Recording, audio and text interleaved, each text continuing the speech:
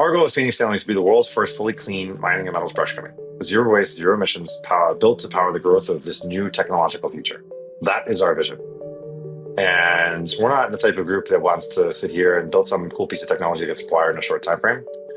Look, we're here to make an impact. I want to compete on the public markets with Rio Tinto, BHP, MP Materials, like all the major players. That's what we want to be. Okay, so welcome to this week's episode of Leaders on a Mission. I'm your host, Simon Leach, and today we're going to be diving into one of the biggest blind spots in the clean energy transition. We're going to be discussing rare earth metals. Now, these critical materials power everything from electric vehicles to AI to defense systems, and most of them are processed overseas using toxic, outdated methods. So I love this subject. My guest today is Nick Myers, CEO and founder of Phoenix Tailings. So they're a company turning mining waste into clean domestic source of rare earths. And this is a fascinating story. We're going to dive into Nick's journey. We're going to discuss the company's breakthrough innovation and what it takes to scale deep tech in a legacy heavy industry. So Nick, thanks so much for coming on today. Awesome, Simon. Yeah, no, it's an honor to be here and talk about such a key problem in the sector. And thanks so much for having me. No, it's a pleasure. And just tell us, I know you've got a fascinating background, right? It's not necessarily always so advertised, but I suppose as an entrepreneur, and talk us a little bit around the journey before Phoenix Tailings. And let's just understand that in a bit more detail. Yeah, with pleasure, Simon. Let's see. So I grew up in Connecticut to start from the very beginning. My family owns a manufacturing firm in upstate New York. So my grandfather started that company, I don't know, back in the 60s. He's 101 this year, actually, still kicking. Wow. He was running the business up until last year, actually. It's crazy. And he really inspired me to want to build a company. Right? That was the first thing. I went to school for physics, so completely unrelated to business building. Played a lot of baseball in college. I still think that I learned a lot of leadership traits that I have now from my time playing baseball. A very, very important thing. I think anyone wanting to found a company should make sure they play sports ahead of time. It's very key and translates extremely well. And I went to grad school did my MBA in finance, and I got involved in the financial sector, but doing various different things, right? So I did a little investment banking, a little in financial capital, a little bit private equity, really trying to understand the market. The blessing that I had was that I was in Boston. Right? Boston, one's of the top startup ecosystems in the world.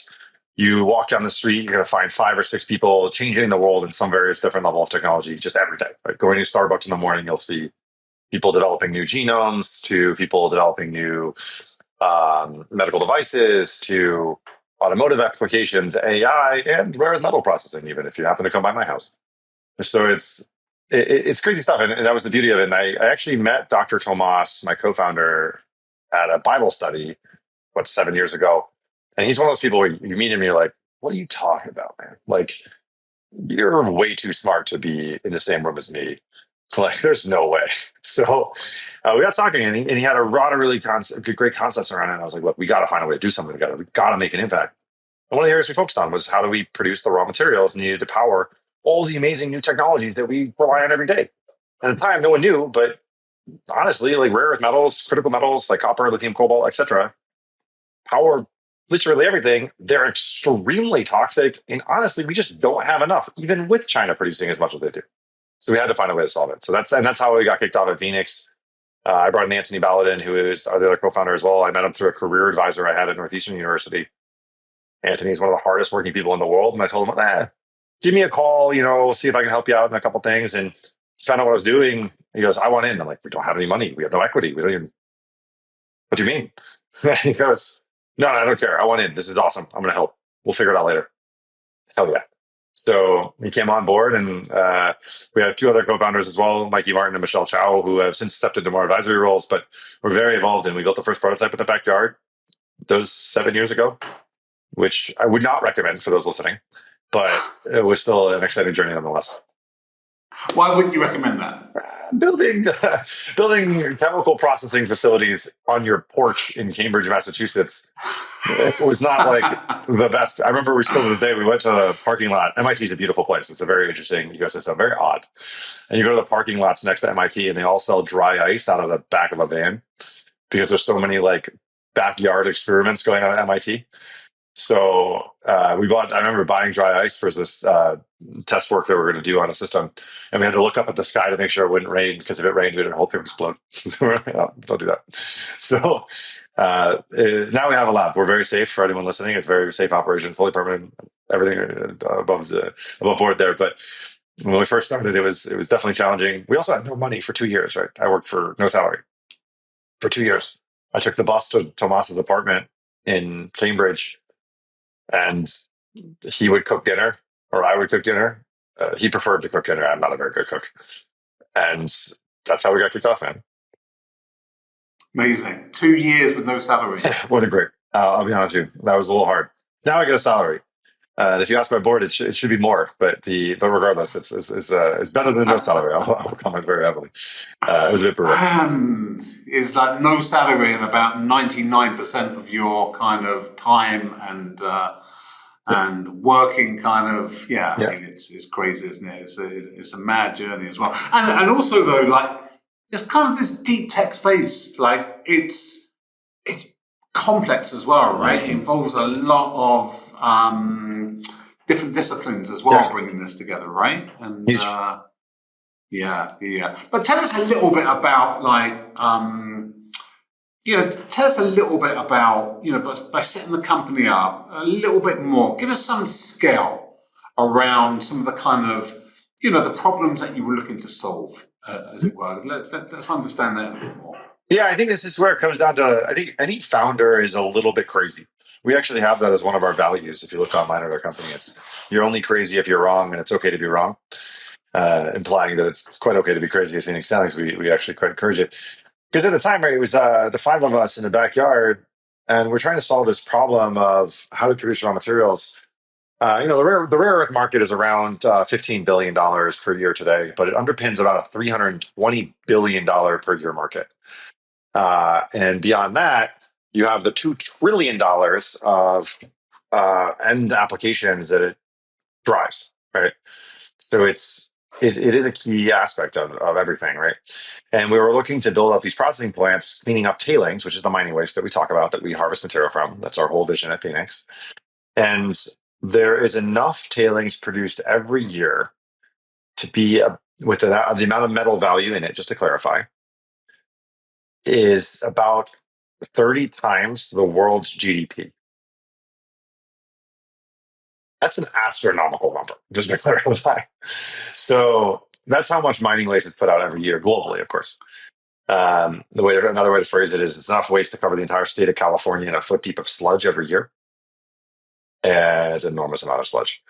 So we were trying to tackle this problem and clean up the world from that sort of thing. So you have to be a little bit nuts to do that. You have to go raise capital from investors. We were very blessed to have our first funding come non-dilutive from a grant from University of Connecticut, where we won a pitch competition called the Wolf New Venture Competition. And really, really exciting. That was how much was that for? $20,000. Right. I did not get a salary using that money, if you're curious. That actually built our first prototype. That we used that funding to build our first actual unit that ran the first oxide to metal process. And that was one of the first in the United States really running, and definitely the first clean one. That was with that UConn funding, and we would not be a company without that funding. And I'm very blessed and honored and thankful to the Wolf family to have funded that. This was pretty exciting. From there, we were able to get the Techstars funding, which is our first private capital. It was $387,000. Then I got a salary. It was like $2,000 a month living in Boston, which that's tough. It's not great, but yeah, it's tough going. But still was better.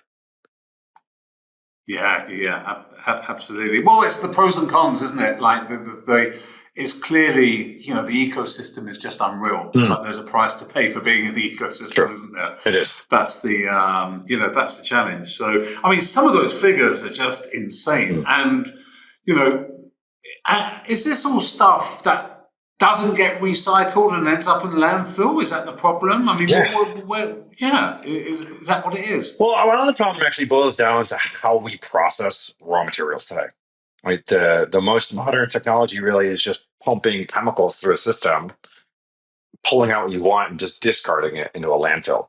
These landfills are called tailings. It's like the dark secret of the mining sector, right? People don't realize it, right? So your iPhone that you rely on every day uses rare earth metals.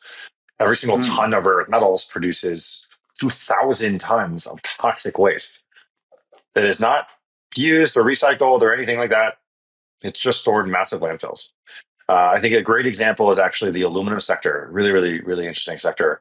They have a great amount. Their waste products actually have a lot of value in it, but because of the hazards that are associated with it, they don't use any of it. But for every ton of aluminum, you have about 4 tons of something called bauxite residue. It's a byproduct of the aluminum processing. It's a red sludge or red mud. It's what actually referred to as. There was a spill in Hungary that broke and killed 10 people into the Danube River. It was terrible, terrible. Cost $700 million in environmental fines, really nasty thing of this mud. But to put it in context, for an F-150, that means there's an Olympic-sized swimming pool of sludge for every F-150 produced. For every 30-pack of beer, you have a milk jug of toxic sludge that's produced that no one ever thinks about, right? It just sits there in perpetuity, unless the 3% of all bauxite residue globally is used in any fashion. It's just stored in perpetuity, meaning forever. And they pay to maintain it forever, sitting there for entire life cycle. It's crazy. It is crazy. It really is. And tell us a little bit about, I'm fascinated about the technology, right? I know it all came out of MIT, right? That's where the kind of genius was, right? Tell us a little bit about kind of, the innovation around this, as it were. With pleasure. So I always clarify. So we have MIT scientists. So Tomas and Michelle are co-founders of Phoenix, MIT backgrounds, top tier folks. We developed our own technology, right? So we didn't license from university. We didn't develop at our university. We really did develop in the backyard. People don't believe us when we say this, but I'm like, no, we didn't. I promise you the first run through did not work, if you're curious. So we trialed, iterated. It was really Tomas's brainchild, the whole thing. We have this process called predictive complexation, which is a very fancy term, right? And what that really means is that we're very good at chemistry. And when it comes down to the processing of critical minerals, especially, relies on the chemistry. The better your chemistry, the better your margins are, the better your revenues are, the lower your costs are, the lower your capex is, the more environmentally stable it is, right? You can toy with all of these things by improving your chemistry. That is the speed limit of this global rare earth ecosystem. So that's what we focused on. And this predictive complexation model allows us to be able to determine the right chemistry underlying a system. And we use that on the metal cells because the way the world works today is rare earths have to go through this oxide form, which is like a powder, completely unusable final form factor. And then they have to be melted down to the final metal before they're used. That stage is 97% produced in China because it is completely uneconomic in the Western world. Discharges enormous amount of environmental emissions. It doesn't make any sense. So that was the area we had to hit first and say, hey, we can do these chemical processes. We can change how chemistry works here in a very novel way and do rare earth oxides or earth metals sustainably in Massachusetts, which, by the way, is fairly more environmentally stable than China in a lot of ways. So we demonstrated that works. And now the metallization system uses to stabilize rare earth complex. Again, fancy word, but basically means that we can run the system without having emissions and at a lower cost while having the high revenues that we can achieve from the system itself and be able to produce rare earth metals scalably and efficiently here in the United States. Amazing. And does it use kind of AI and predictive analytics as well? And is that part of the component? Of course, yeah. These days, I think you have to use AI and analytics on every part of it. I always underline that our core innovations, our patents, technically are around the actual process, chemistry, and configurations. But yes, so of course, we use data analytics, AI, machine learning to make the best of our system itself and be able to leverage the knowledge base that we have on the chemistry to maximize and predict outputs. It sounds like it's a bit of a eureka moment. How much, you mentioned about kind of playing with this initially, like in the garages, how long did it take, or the backyard, how long did it take, and what were the real challenges in being able to kind of get it to work? That definitely did not work first one. I definitely would not call it a eureka moment. that was very tough. There was like a continuation of a lot of the work that Tomas had done before, and we acquired a company called Infinium, a bunch of their technology and equipment and people to help expedite a lot of the build out. But honestly, it was probably 3 years of trial and error until we started seeing things. There was never one eureka moment where we're like, wow, oh my gosh, this works. It was consistent iteration, build up.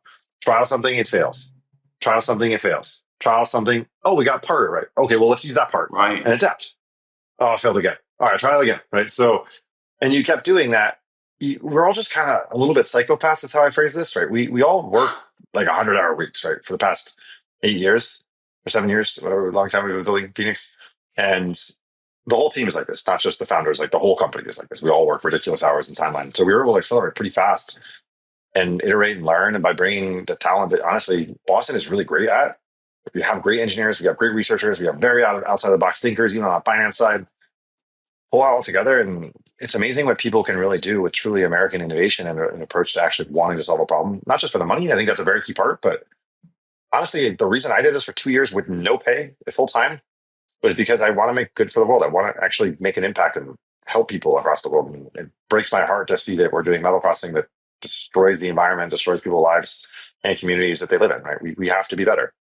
Yeah, absolutely. This is such a fundamentally massive kind of issue as well. And tell me, like, I was just having a look and learning a little bit of some of these kind of rare earth kind of minerals, because this has been one of the, it's interesting within the climate tech world post Trump. This is one of the spaces actually post Trump coming in where there was a lot more kind of drive towards kind of onshore American kind of developing the kind of capability for this, right? Because we're kind of exposed in the West, right? Am I right in thinking China's like 98% of all kind of exports in this kind of rare earth kind of minerals, which is just crazy, isn't it? I mean, yeah, it's the same. You're absolutely right. And what happened under I believe it actually started, the first Trump administration kicked it off. Biden administration really took advantage of the full supply chain review. So the DOE and DOD both kicked off a 100-day supply chain review to understand, hey, where are they really exposed? Because, someone had told them, we have some problems here. It might be a bit concerning if China shuts it off, and maybe we should look at this, right? That was basically how it was presented. And then you noticed a very, very clear shift at the end of the Biden administration, start of the second Trump administration. Oh my Lord, we are exposed. They didn't realize that 97% of all rare earth metals are processed in China. 2% are Russia, 1% is Myanmar. It's not great. And rare earth metals, people don't really know what they're. There's 17 different elements, all with completely unpronounceable names, right? Neodymium, dysprosium, terbium, a bunch of these things, right? Like no one never heard of this. They're used in everything. The magnets that they use power everything from thrusters to wing flaps to landing gear to laser systems to your infotainment system. The mic that you're using right now, your speakers on your computer, your speakers in your headphones, all of them rely on rare earth metals. So if you don't have that, you're not making anything. You're going back to the Stone Age very quickly. So that's a big concern when the U.S. is considering an armed conflict with an adversarial nation, right? So you see a massive shift, and the Trump administration has really doubled down. We're proud to see a president that's really pushing at this and making a strong stance at it, because it is a problem, and not just for missiles and defense, but for clean energy and for medical devices. The medical device is the one that no one talks about. I think that's actually a huge problem, because virtually every type of medical device requires rare earths.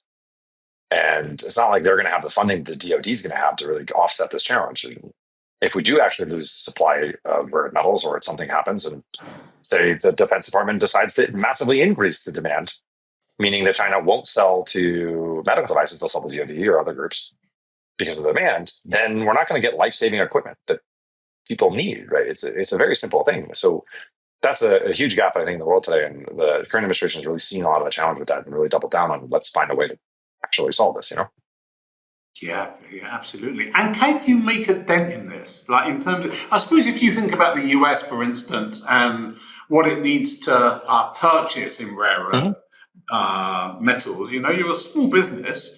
What kind of dent can you make Yep. in this? So we will be doing about half the US defense needs by end of this summer, capacity production. And then in a month and a half or so. So we'll be able to make a good dent on that. With some initial investment and scalability, we'll be able to do majority of the commercial needs in the next 18 months.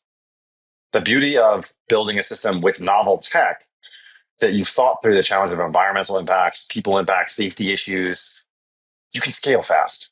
You can grow fast. You can make a real impact fast. Where you use Chinese technology because they discharge so much hazardous emissions, that's what the environment, like that is a problem. But it's also your workers, right? You can't expose your workers to that level of dangers, right?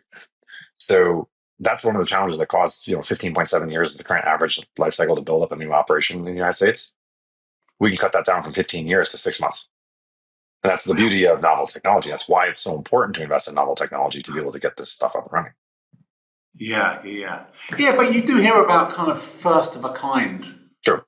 which has a bit of a reputation of, first of a kind. It becomes even more challenging. It's not been done before. There's no roadmap. There's no kind of pathway Mhm. forward.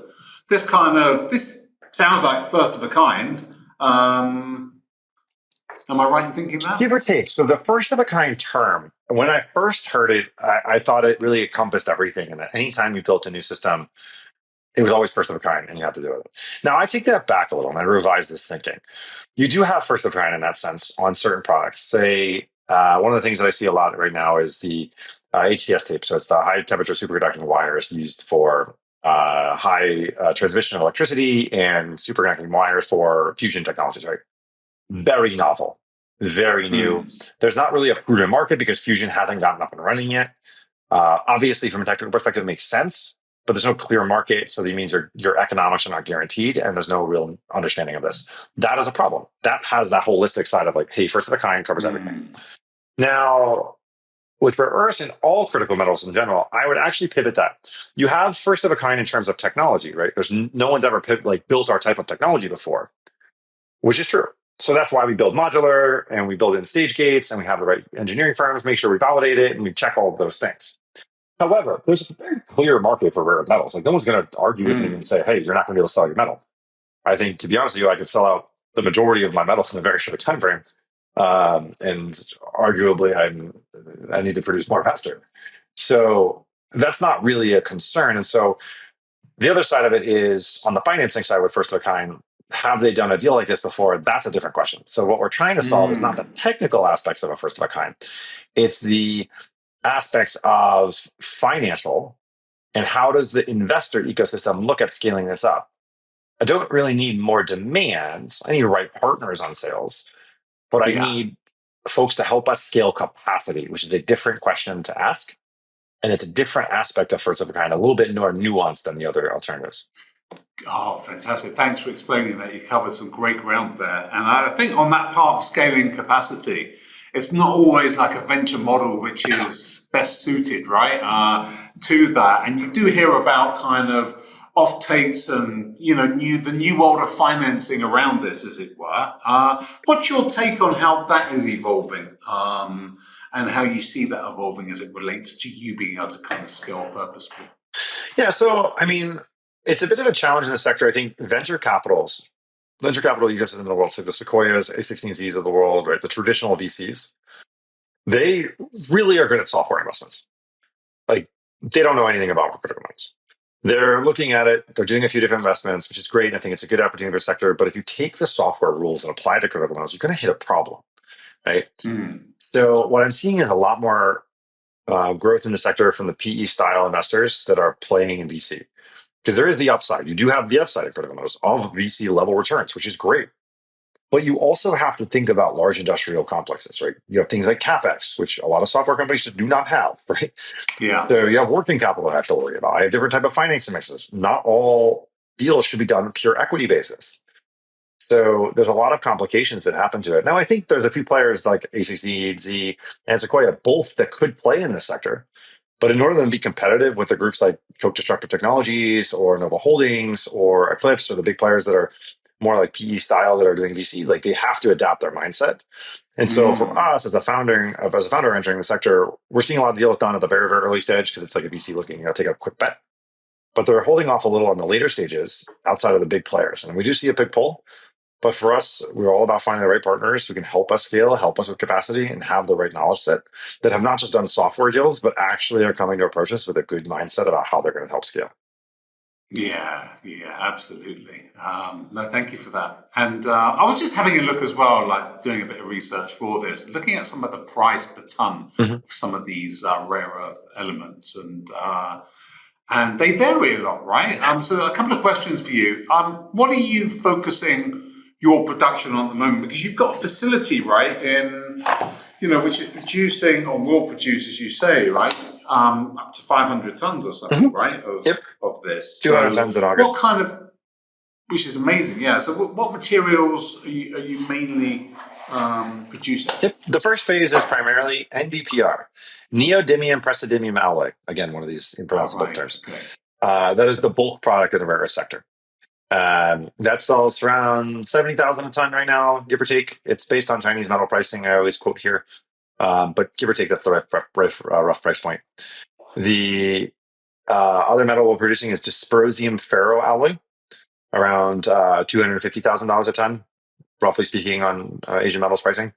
That is a heavy rare earth element, and that is used as an additional thing. So it's very, very high value.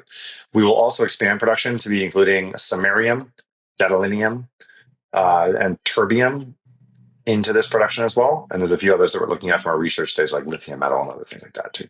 But they'll all go into that facility and be able to produce. Yeah, terbium I've got here, I don't know how accurate it is, but 2024 prices around $600,000 a ton. It's about $1 million today. Ish. Is it? Yeah. Oh, my word. And what is that one used for then? That's magnets.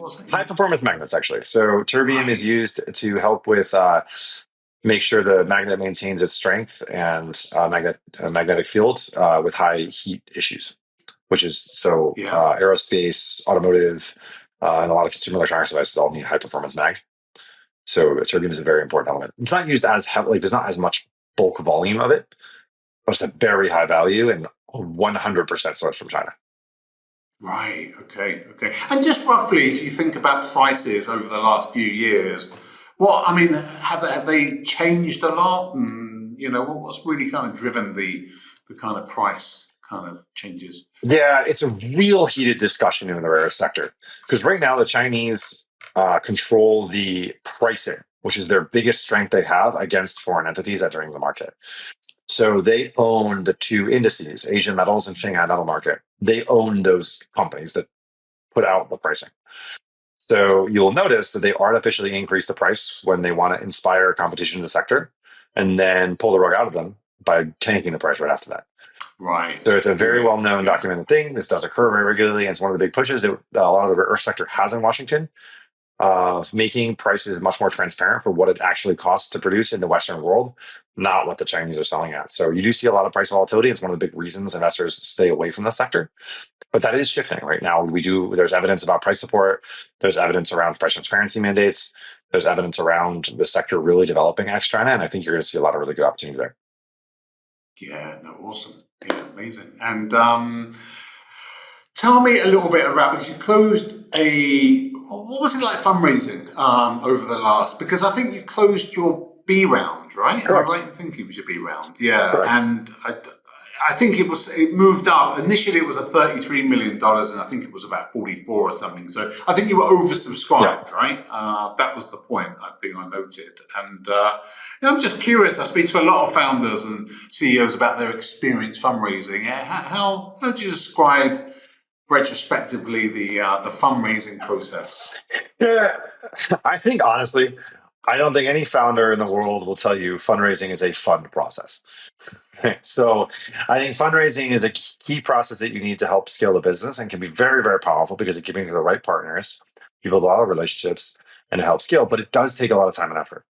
It was a tough challenge to get in the market to get the right lead investor. But once we had the right lead investor, which is Envisioning Partners, They stepped up, really helped champion. We could not be more thankful to have such a great investor. Yong Hwang Kim is the lead partner and sits on our board now. And then very, very helpful. And he helped coordinate the rest of the rounds. We got to that 43 million on the first close, and then basically doubled it. So we got to end up getting to 76 million in the total round size by bringing in some key players, including Ganesh Ramani and Ram Sudanam, representing Escape Velocity, Sumitomo, BMW, Yamaha, all these key players that came around. And it ended up with a really good result of having the best people on the cap table, the best folks that are supporting us, and a really, really powerful group of folks that will help scale the business. But it is challenging to get there, and it takes a lot of time to really help people understand the market, understand the challenges, understand the pricing issues. And they started to get it. And one just needed the key person who really was forward thinking and said, hey, look, this is going to be a problem. I think it's a huge issue. And he doubled down and pushed the money forward, and everything else came through, which is great. Amazing, yeah. So what makes envisioning a really good lead then? So the thing about envisioning, I boiled down to a few things. One, the market for rare earths is very international, right? That's the first thing I always say. The Envisioning Partners has connections in both US and Korea, which is very powerful for us as we look to expand markets and sell into other ecosystems. They've worked with major OEMs, not just like small startups, they're not just an early stage venture fund. They understand what it's like to build a large, complex business. They understand what it takes to go from nothing to an IPO, massive operation running major production. They understand the complexities of financing and how does it handle that. Very, very important. The investor, Young, is also one of the top people you could possibly have on your board because he's very family friendly, understands what it's like to be a founder, and is there to support. He doesn't sit in every day telling you what to do. He doesn't sit there blocking you on different things if you don't do what he wants you to do. He says, hey, here are a few ideas. Let me know how I can be helpful. Let me help open doors for you and really support you guys as a founder because you guys know the rare earth sector better than anyone else. Let me be a resource for you to help with that. And that is the best thing you could ever ask from any investor.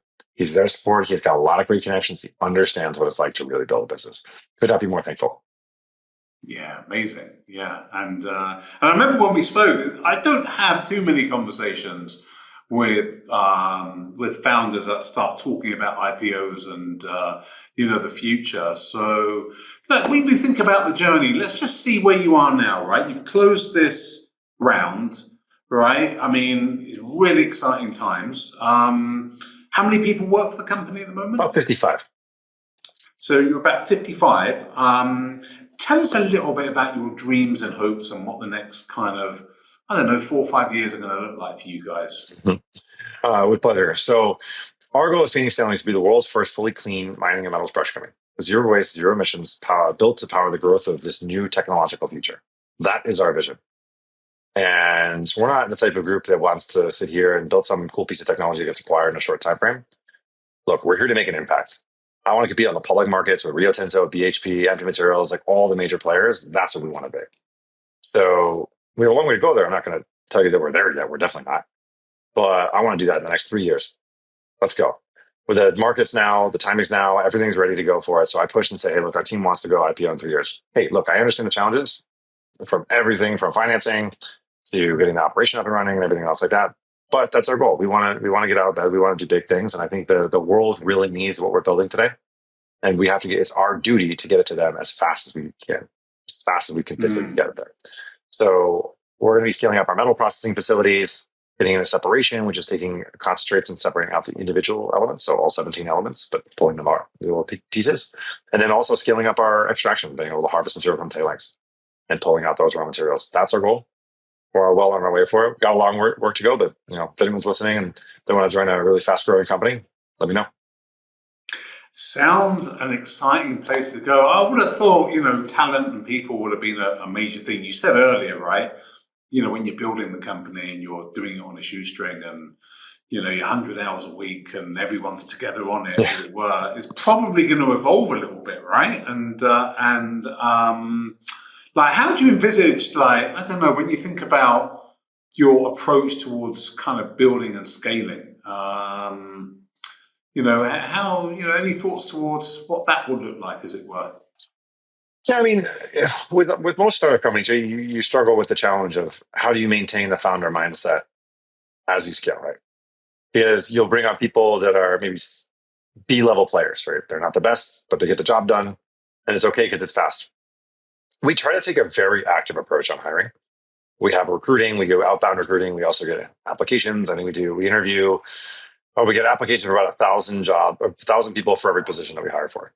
Right. So that's about the rough numbers right now. It's a huge amount of work. We also spend a lot of time. We do not let just anyone interview people. We have a whole training program that we do for interviewing to make sure that people are good, so that anyone that joins Phoenix Tailings is a tier 1A player.